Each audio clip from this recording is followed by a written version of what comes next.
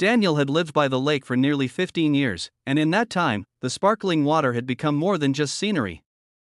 It was his peace, his morning routine, and his pride. But one morning, everything changed. When he walked down the gravel path leading to the lake, he stopped in shock. A massive, freshly built metal fence stretched across the entrance, padlocked shut, with a bold sign that read, "Private, HOA residents only." Daniel stared at it, stunned. The fence didn't just block his access, it blocked everyone who wasn't part of the neighborhood HOA. But here was the problem: Daniel had owned his cabin long before the HOA even existed. They had no authority over him. Yet here they were, walling off the one place that had been part of his life for years. His neighbor Martha approached, equally upset. "They put it up last night," she whispered. "Karen and her board members. They said it's for community safety." Daniel clenched his fists but kept calm. Safety? That was their excuse? He could already sense there was something bigger happening here. He had seen Karen, the HOA president, staring at his property before. She wanted control of the lake and she thought she had it, but Daniel wasn't someone who backed down. Not when it came to his home. Not when it came to his freedom. He promised himself right there he'd uncover the truth, and when he did, the HOA would regret building that fence, and this was just the beginning of a battle they never expected. The next day, Daniel received a letter taped to his door. The HOA demanded that he respect community regulations and stop trespassing on HOA-managed property. He almost laughed at the absurdity. Trespassing? On the lake he'd fished in since his father taught him as a boy? This wasn't just unfair, it was personal. Instead of tearing the letter apart, Daniel took photos of everything: the fence, the sign, and the letter. He knew one thing: document everything. That was how you fought people who played dirty. When he went to speak to Karen, she was waiting on her porch, arms crossed, wearing a smug smile. "Daniel, it's simple," she said. "The lake belongs to the HOA now. If you want access, you'll need to become a member and pay the fees." Her tone was sharp, rehearsed, and condescending. Daniel felt his blood boil, but he refused to give her the satisfaction of anger. "Karen," he said calmly, "you should double-check who owns this land." She laughed, waving her hand dismissively. "It doesn't matter. You're outnumbered." But Daniel knew something Karen didn't. Years ago, he'd studied the property lines and remembered something about the strip of land surrounding the lake. A suspicion began forming in his mind. If he was right, this whole fence might be sitting on land that wasn't even the HOA's, and if that was true, Daniel held the winning card. He just needed proof. And so, the quiet man with a cabin began his careful counterattack. That evening, Daniel drove into town and pulled old records at the county clerk's office. Hours passed as he sifted through dusty maps and thick folders, until finally, there it was. His cabin's property deed, clearly stating that the strip of land leading to and around the lake was part of his original purchase, the fence Karen had ordered. It was built entirely on his land. Which meant not only had the HOA overstepped, but technically, they were trespassing on his property. Daniel leaned back in his chair, letting the satisfaction sink in. This wasn't just a small win, this was the game changer. The HOA had built their fence on his land, and now, legally, he could do whatever he wanted with it. On his way home, he stopped by the hardware store and bought bold wooden boards, thick black paint, and new padlocks.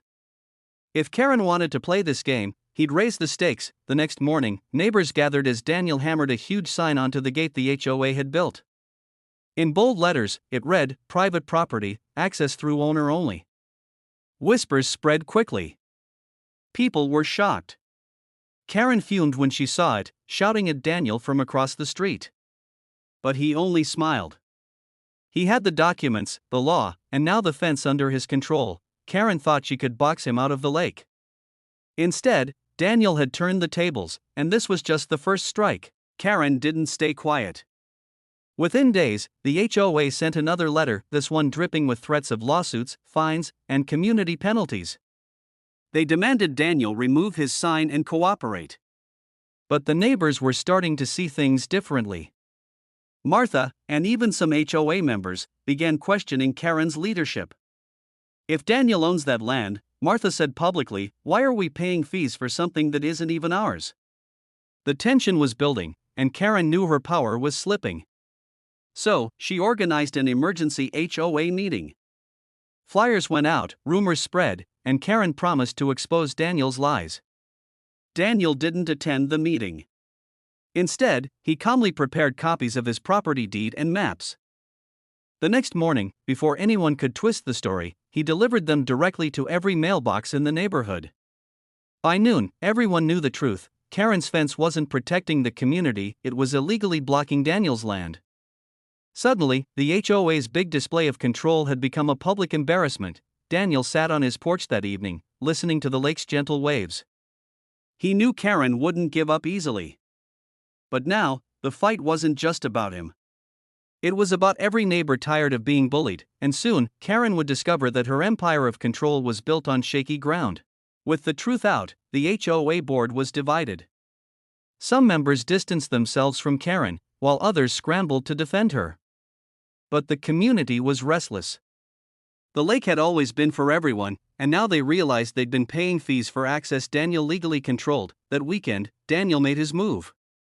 He unlocked the gate briefly, inviting neighbors in for a lakeside cookout. Families laughed, kids played by the water, and for the first time in weeks, the atmosphere felt light again. When Karen stormed over, demanding people leave, no one listened. Even the board members ignored her. Daniel stood calmly beside his sign, arms folded, letting the scene speak for itself. The next day, something unexpected happened. Several neighbors approached Daniel privately, offering support, even offering to help with maintenance costs for the lakefront. It wasn't about money, it was about trust. Karen had underestimated Daniel. She thought she could isolate him. Instead, he had become the center of the community. And with every smile, every handshake, her control slipped further. Still, Daniel knew this wasn't over. Karen had pride, and pride was dangerous. He could feel the storm building, and when it came, he'd be ready. True to form, Karen tried one last desperate move. She called the county inspector, hoping to find some code violation on Daniel's cabin or property. A week later, a truck pulled up, and an inspector stepped out with a clipboard. Daniel greeted him with a calm smile, handed over the same property documents, and walked him through everything. The inspector, professional but polite, confirmed what Daniel already knew: everything was perfectly legal. As the inspector drove away, Karen stood at the edge of the road, her face pale with frustration. She had run out of tricks. Daniel hadn't just won the battle, he had exposed her as someone willing to lie, manipulate, and waste the community's time. That evening, Daniel replaced his bold sign with a new one. In elegant letters, it read, "Welcome, access with respect." The message was clear. The lake was open, but on his terms, not the HOA's. And the neighbors respected him more for it. Karen? She avoided him now. Her board had fractured, her authority vanished. And Daniel, the quiet man in the plaid shirt, had become the unexpected protector of the lake. But the real twist was yet to come. Weeks later, Daniel received a letter not from the HOA, but from the county itself. Because of the mess Karen had created, the county had reviewed the HOA's filings.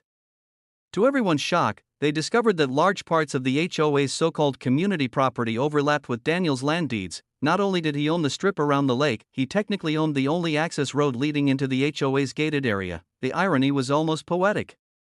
Karen had tried to block Daniel from the lake. In the end, Daniel legally controlled the HOA's only way in and out. He didn't gloat. He didn't build walls. Instead, he quietly placed one more sign at the entrance: private road, courtesy access granted by owner. It wasn't about revenge. It was about setting boundaries and showing strength without cruelty. And in doing so, Daniel became a quiet hero in the eyes of his neighbors. Karen? She stepped down as president shortly after, her reputation beyond repair. And Daniel? He sat on his porch, watching the lake ripple under the sunlight, knowing one truth: the HOA thought they could break him. Instead, he became the one holding all the keys, and that was the final twist in this unbelievable HOA story. If you loved the drama, don't forget to like, subscribe, and drop a comment sharing your thoughts. It really helps this channel grow.